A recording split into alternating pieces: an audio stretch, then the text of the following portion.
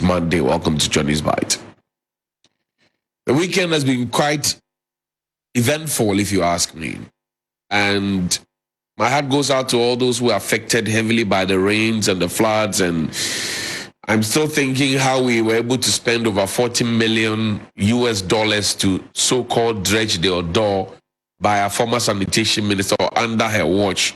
We still had the Addo overflow its banks. I'm still thinking how we spent millions to do a job that somebody was doing for us for free, and we said we didn't like, and that because he was the brother of the president, so we kicked against it, and we have spent millions, and yet people are still wallowing in the floods. I'm still thinking about it. So I want to say a special good morning to Madame Cecilia Dapa. A very special good morning to her.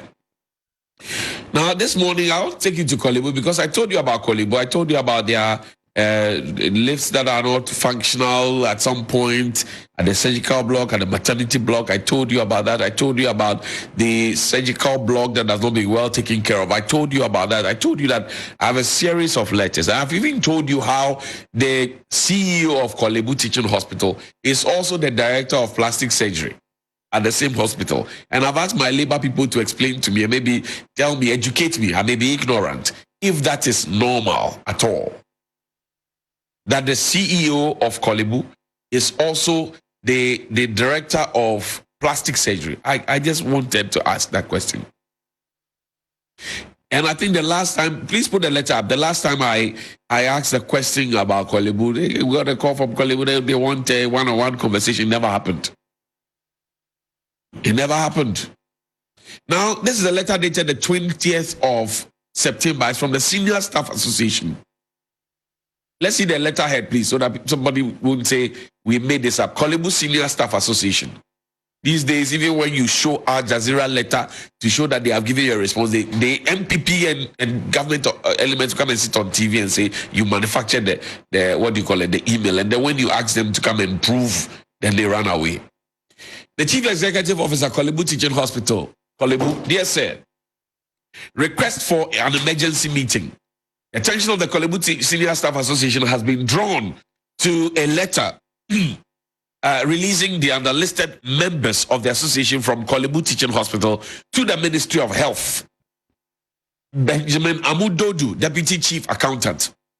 Benjamin Kwame Kuma, Deputy Chief Accountant.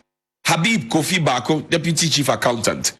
Michael Adum Biga, Principal Accountant. Charles Anachansa is an Assistant Technical Officer, and Christoph Kofi Kumaple, Senior Accountant. The leadership respectfully requests for a meeting to engage you on the release of the affected staff to avoid misinformation that has the potential of breaching industrial peace and harmony. Thank you in advance for your cooperation. Signed by the president of the Senior Staff Association, Charles Ofer Palm, is the COSA president at Korle Bu.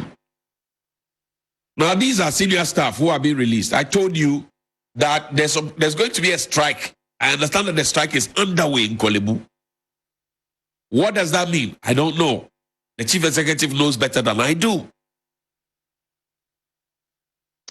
But if a request is made on day one, and then the request is granted on that same day, to have all the senior staff released. Remember that I told you some time ago that Korle Bu, the chief accountant also was leaving, and then they asked that, the director of finance also, and then they said, they were bringing somebody in to take over. I have a whole dossier on Korle Bu. I release them as we travel along. So I've put this out there. Health Minister Kwekwaji Mamenu, good morning to you. Why has it become necessary to move these people from Korle Bu? Good morning to you. Good morning to you, Dr. Nsiah, the presidency, all things advisory on health. Good morning to you, sir. Why has it become necessary to move these people? And why has it not become necessary to have the CEO who is also acting as the director of plastic surgery? Why has it not become necessary to have a substantive director of plastic surgery at Korle Bu? Why? I'm asking a question. But over the weekend, it was an exciting time. 3 days. First day, police goofed. The Ghana police, they goofed. They did what somebody called Bangu policing. Because they actually don't know that the BBC journalist that was arrested still had his phone on him recording them, according to Brigitte Otu. Banku policing. And that is what happens when you pack the police with political police and protocol police. They will give you Banku police. That's what they will do. Now, I've told you time without number that the people are the ones who have the power. Put the picture up.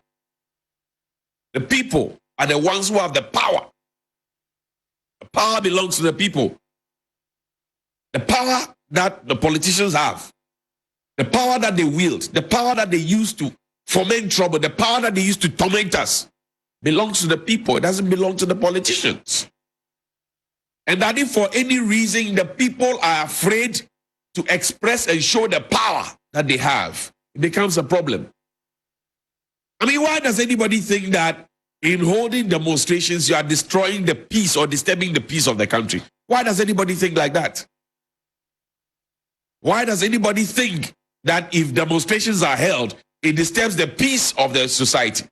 I told you that your police service told you they don't have the men to be able to guide people to do demonstrations. But they had enough men to wait for them to arrest them, beat them, molest them, and put them in cells until they got bail. Your police service. And that it takes less numbers to actually guide the people to demonstrate in the right way than the numbers that they put out there to arrest the people. Banku police. This is the picture of the week. A young man, a small boy, who is actually telling the whole world and telling the power to the people. Power to the people. A young boy telling the power to the people. If you train them to know this right from the beginning, nobody will take them for granted. And I told you last week, the issues that Nana Addo had joined the Kumipreku and spoken actually for the Kumipreku demonstration in 1995. The issues still pertain. High unemployment rate, all those things. The issues still pertain. Was it not Nana Addo who told us that he will transform Ghana in 18 months? He was the one. Has the transformation happened? Yes, it has happened. Is it positive transformation or negative transformation? I don't know. Because the New Patriotic Party has had the presence of mind to write a whole letter. My good friend Salam, who's a national youth organizer, he has to do something. And he said that he doesn't see any tangible reason for which the people are on the streets. But he works in the office of the vice president, and his boss's boss has acknowledged that we are in a mess. Play another video for me. 18 months of a new government of the NPP under my leadership, the face of our country Ghana is going to change. Within 18 months of a new government of the NPP under my leadership, the face of our country Ghana is going to change. Within 18 months of a new government of the NPP under my leadership, the face of our country Ghana is going to change. I'm promising you. Within 18 months of a new government of the NPP under my leadership, the face of our country Ghana is going to change. Within 18 months of a new government of the NPP under my leadership, the face of our country Ghana is going to change. Within 18 months of a new government of the NPP under my leadership, the face of our country Ghana is going to change. How many months has this been? My math is not good, but you calculate. And ask yourself if the 18 months have not come and gone. How many 18 months have we had? Is the president able to look the people in the face now and tell them, as a response to Salam and his group of young people who want to defend everything, even when it is wrong? Can he look the people in the eye now and tell them that we have transformed the country? Your unemployment rate is high, over 14%. The minimum wage cannot buy you a loaf of bread. You promise freebies. Oh, Daniel Chama Boaji, may he rest in peace. Former MP for Bantama. He was pushed out Play his video for me. As was captured in the audio, media. No, not this one, Jane. Play Daniel Chamabuaji's video. Chamabuaji's video for me. He's late. MP for Bantama. See, Honorable, you are a finance person, you're an accountant. If you buy something on credit, you don't pay for it immediately, but eventually you pay for it. It comes into your debt, and you pay for it. So the fact that you are enjoying it now at no cost doesn't mean it is free. That's the understanding we should get and put out there. Let me tell you, let me probably give you an analogy that will help if you want to focus on that payment, whether it's free or it's not free. If the government gives tax waivers, or if businesses, for instance, get cut in electricity, and I'm affiliated with a business that enjoyed about 4,000 Ghana cedis per month as a result of this cut, so that would be 12,000.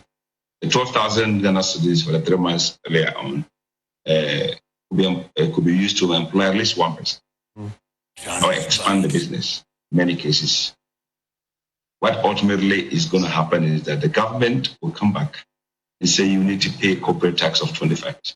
Right. What eventually will happen is that for the job sustained, I will take money from the employee or the employees whose jobs were sustained in the form of pay as you earn pay. So the government, you might think, is getting things for free when they are supporting the people or businesses. Ultimately, government knows that one, he's doing a social good, he's supporting his own people. Eventually, all those tax waivers and those bailouts will be paid. Eventually, we'll pay for it. So there was nothing like free water. There was nothing like free electricity. All be lie. He said it. There's nothing like free water. There's nothing like free electricity. All be lie. And may he rest in peace. I asked him this question in 2020 in the heat of COVID. When we're busy telling everybody that, oh, free water, free electricity, free water, free electricity. Ojo Sheldon was bathing in a wheelbarrow drinking wine. Or since say for Monatin and so. He was bathing in a wheelbarrow sitting under a tap, open the drinking wine, free water, free electricity. We know we are paying for it. We even know, even up until now, the WHO has outlawed COVID, but we are paying COVID, whatever it is. Now, COP Mensah is a lawyer. I am not a lawyer. He was asked specifically at the table where he went for a sitting.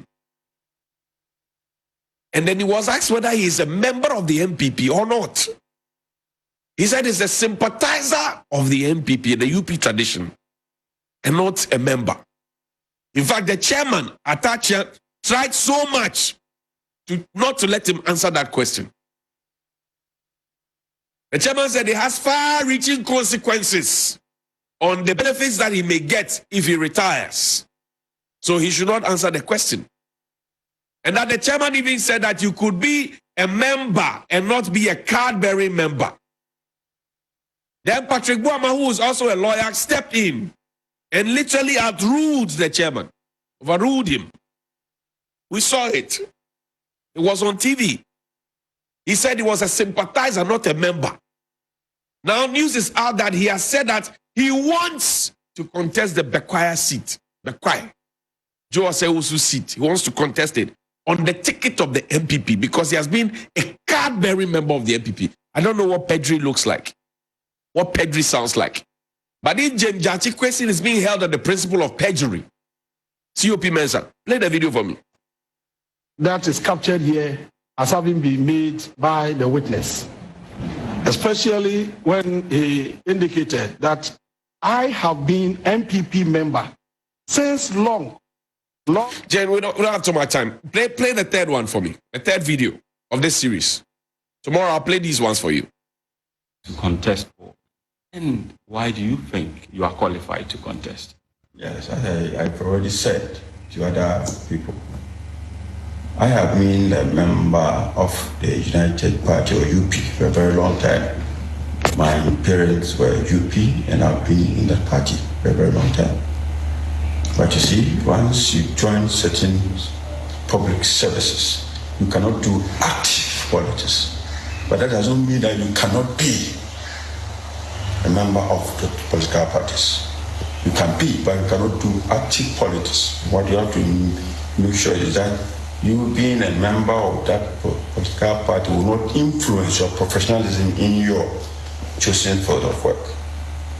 Let's talk about the standards. You were not in active politics. Does that mean that you were paying your dues? And sometimes they will say you contributing to the local development of the party. Have you been doing that? Yes, of course, I've been doing it. But you know that you have to do it underground. So you shouldn't be active. What were some of the activities you did back in your constituency that you think, yes, indeed, you have contributed to the forward march of the party in the constituency that you think you are capable of contesting and winning? Oh, a lot of things, and I think the party members over there themselves, they know. You know, we are all in this country, you know that there are certain people you will never see them campaigning for any political party. But the moment that political party wins power, you see that they have been appointed as ministers, as this, as that. You know, everybody has his way of contributing to a political party. But once you're a public servant, like when you were a public servant, all what you have to make sure that you don't do active politics. But that does not mean you cannot do politics. I'm not active. Do you have a party ID card? Yes, I do. How long have you been holding it? Oh, I cannot even know the date because it's a long time. Do you pay your dues? You know, party dues is not something that, you know, most of these parties, they don't even collect dues. All you have to do is to make sure that you are contributing to the party. But you have to make sure that your membership does not affect your professionalism in your work.